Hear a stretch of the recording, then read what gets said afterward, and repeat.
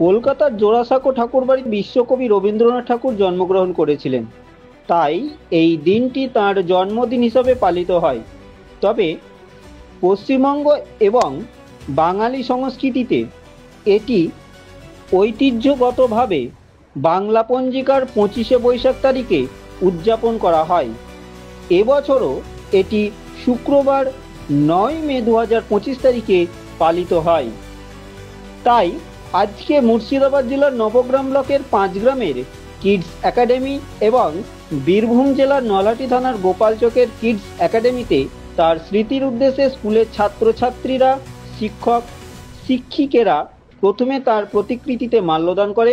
এরপর কবিতা আবৃত্তি, নাচ, গান এবং আজকের দিনটি নিয়ে আলোচনা করে স্কুলের ছাত্রছাত্রীরা। সেই চিত্র যতটা সম্ভব আপনাদের সামনে তুলে ধরেছি আমরা। প্রতিবেদনটি পাঠিয়েছে আমাদেরকে নবগ্রাম থেকে বলাই প্রামাণিক।